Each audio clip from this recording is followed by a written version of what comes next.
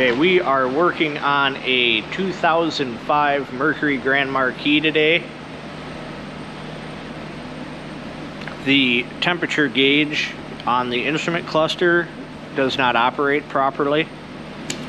This is the sensor that it uses. I'll hold that up real close. And how it works is there's a voltage that comes out of the instrument cluster, out and up to the coolant temperature sensor, and then the sensor varies the resistance to ground to make the gauge work. Now, if this was a normal analog gauge, we could just take this voltage, short it directly to ground, watch the needle go like that, sweep to the other side, and we verify the circuit and we're done. Unfortunately, this is the case here. This is a digital instrument cluster, and if we short this directly, it causes problems, and it doesn't show just a full gauge. If it did, we'd be done already and we wouldn't be making this video. So this is what we have to do to verify the circuit on this vehicle. I have a variable resistor on the voltage feed here, and I will point that out for you. So the sensor is actually up under this cover here. The connector is out right here. So I've got the connector back probed, and so we can see our voltage reading, and then I've got the connector front probed with my variable resistor, and this is going to allow me to pull that voltage low and manipulate that gauge. So I'm going to show you what that looks like out here, and then we'll cut in the gauge going up as we pull this voltage low. So first thing I got to do is turn the key on. So I'm going to go turn the key on so we have voltage at the meter.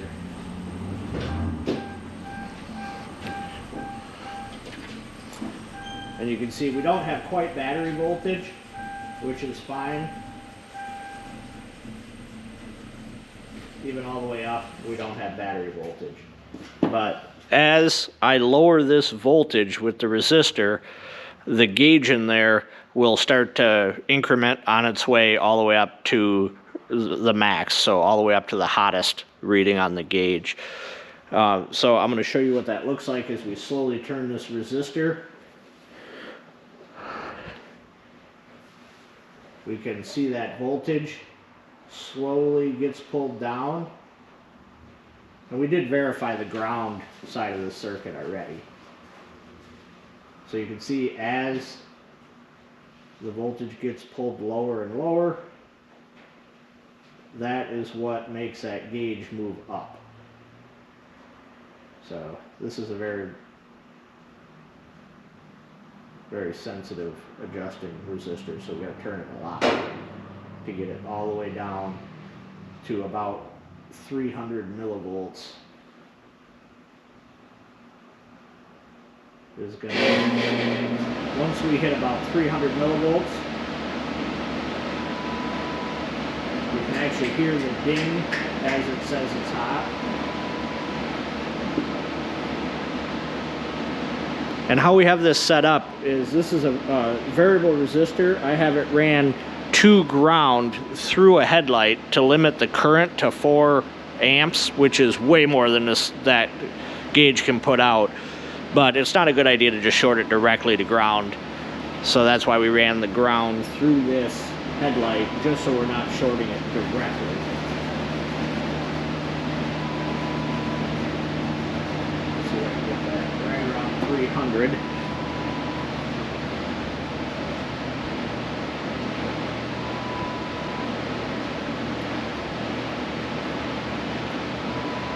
And now the car thinks that it's overheating, so I'm going to take you around to the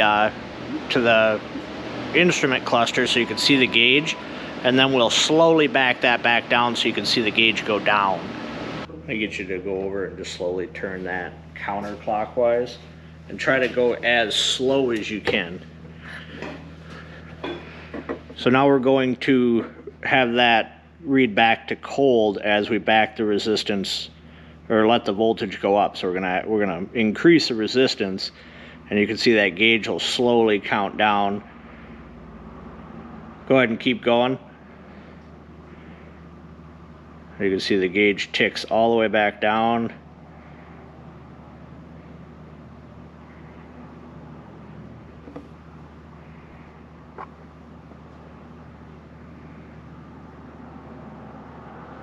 There we go, we're back down to 1 bar now. So that's how we're verifying that circuit. And I want to kind of demonstrate this setup a little better so it makes sense. So we have a 3-wire resistor that kind of works like a 3-wire sensor. And so we have our feed is the red, the blue is our sensor signal, and the black is our sensor ground. Well, we actually have the black and the blue shorted together. So what that allows me to do is pull that voltage down on our feed through the red wire. And the red wire runs over to the voltage at the connector. And you can see as we turn this dial, you can see that voltage goes down, and that allows the gauge to read higher.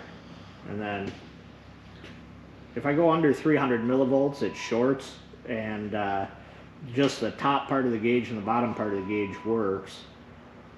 But if we get it right around 400, between 300 and 400 millivolts, you can actually hear it dinging as the hot warning is coming on. So that verifies the circuit. So now we know when we order a sending unit or a coolant temperature sensor in this case, this is going to fix this vehicle, and we have no doubts. So again, how I have this resistor ran, put that back up to around 9-10 volts.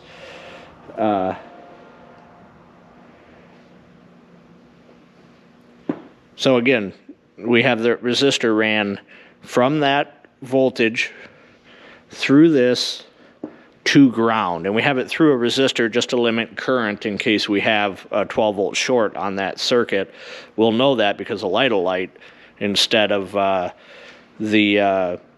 instead of blowing a fuse or starting a fire, and we don't want to do that. And we don't want to run very many amps through that resistor because it's pretty fragile. It's really not designed to have too many amps ran through it. So this is basically simulating that sensor in order to verify the circuit. I just wanted to demonstrate that because these are a little more difficult to test, and if you follow the forward information, it's got you chasing your tail and doing all kinds of silly stuff. So in my opinion, this is the better, easier, faster way to diagnose this. Is just set up this system to pull the voltage down by reducing the resistance at this resistor. And that pulls that voltage low, just like the sensor does. As the sensor gets hotter, the resistance goes down, which pulls that voltage low to ground, and that's what causes the higher reading on the gauge. Again, this is the vehicle we're working on, is a 05 Mercury Grand Marquis, and this is the sensor we're dealing with. It gets its voltage feed from the module, from the cluster, and then it's got a path to ground on the other wire. So it's a relatively simple setup. It's about the same setup they've used for gauges for, pretty much as long as cars have been around. There's been some sort of thermistor or variable resistance resistor that they can use to drive just a regular analog gauge. But in this case, because it's digital, it doesn't respond very nice to a direct short, so we can't just test it by shorting it directly to ground like you can with an analog gauge. You actually have to have some sort of resistor built in to make that all work. So I hope all this makes sense. If you have any questions, comment. If you like what you see, like and subscribe, and I'll make more. But that's how we tested this. That's how we got through this. Really quick, straightforward testing on basically an antique setup. These cars have been around since the early 90s in this platform, more or less. So this still is pretty much an antiquated system. This is not a smart cluster, even though it's an electronic. There's no direct communication access to it. So this actually works more like an OBD1 car than a modern vehicle.